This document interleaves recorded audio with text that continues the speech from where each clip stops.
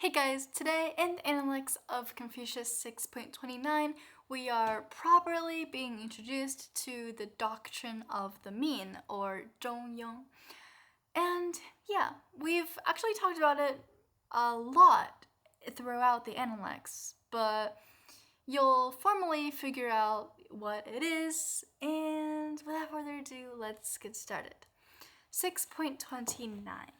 The master said, attaining a balance all the time in practical matters and in everyday life.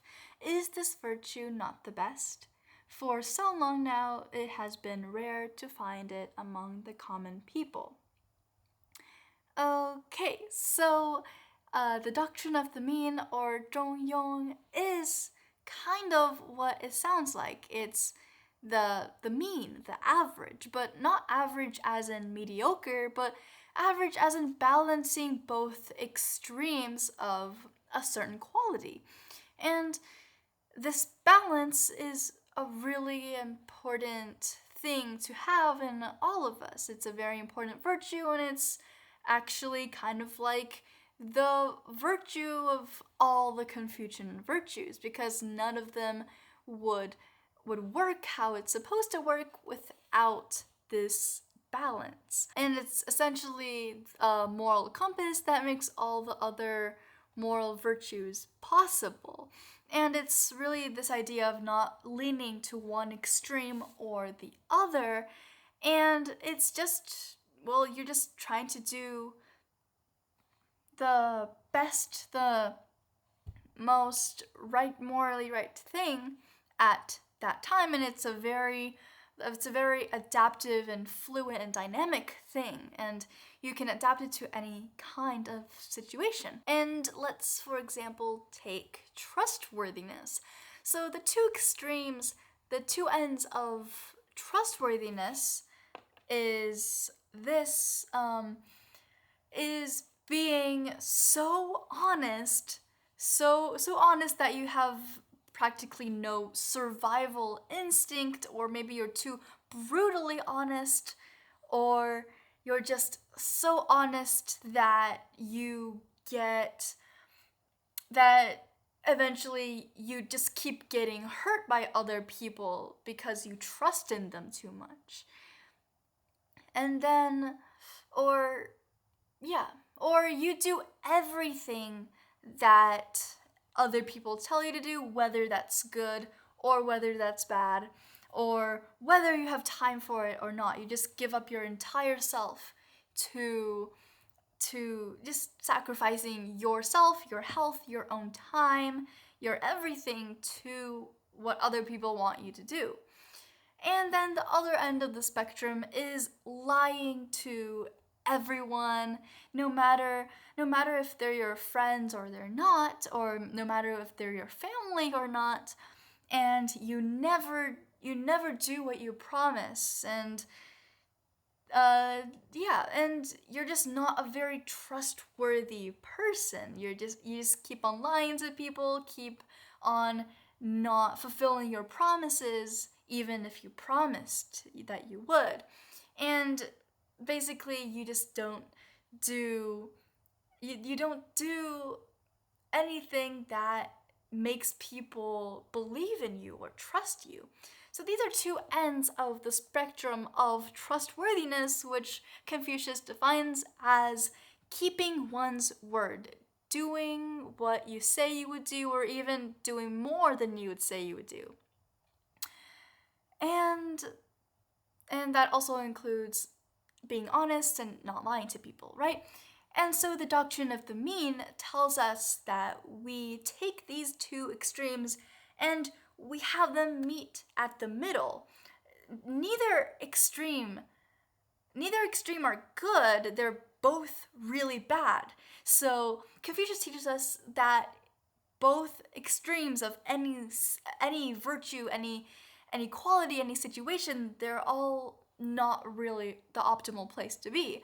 But instead, the most optimal place to be is at the middle. So that, in the term of, in the context of trustworthiness, is that you do what you say you would do. You try to keep your promises as best as possible, but also at the same time not giving up your entire schedule. You have to, if it's convenient to you, then of course you can do it. If someone means a lot to you and they ask you to do something, sure, you can do it too, but you shouldn't sacrifice your entire time or your entire energy or entire health or well-being just to follow the orders of people, or else they might use you. And you should try to be as honest as you possibly can, while still being respectful, and while still just be respectful. And that's doing what you say you would do. So that's one prime example of how the doctrine of the mean is used in practice. So yeah, it's just basically something that you do that's right and appropriate, and something that you have to do every single day. You have to uphold it every single day, not just a few really heroic moments. You have to put it into practice on a daily basis. That's how Confucian virtues work.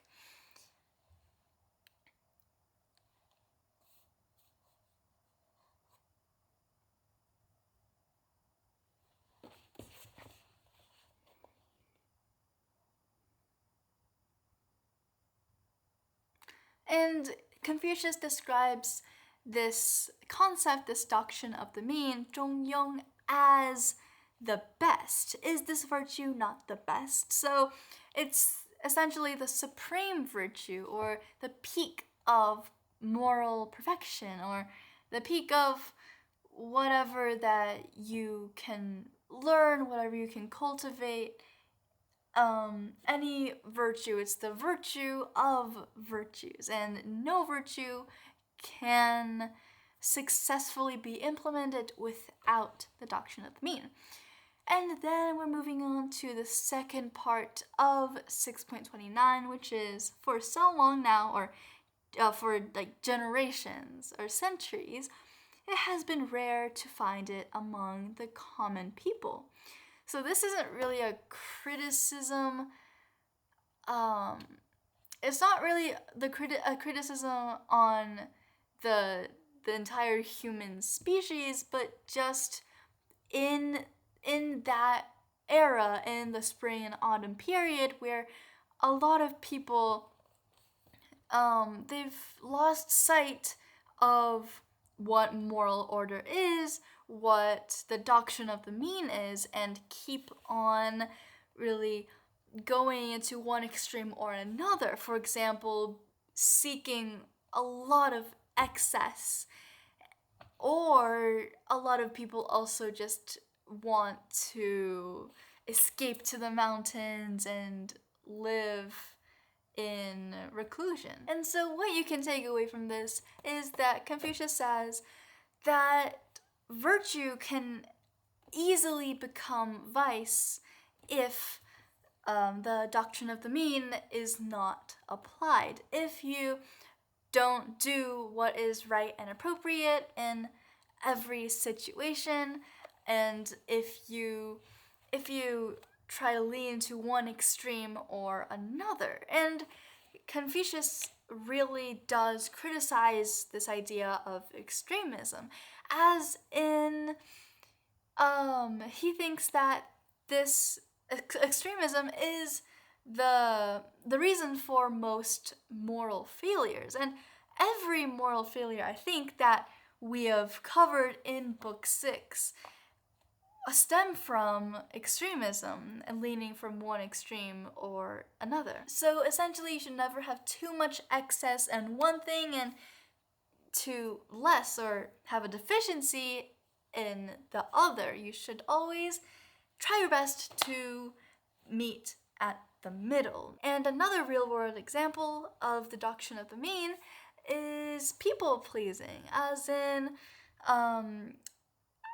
having a balance between detachment, not caring as much, and people pleasing. So when they meet at the middle, it should look something like you're kind and respectful to everyone.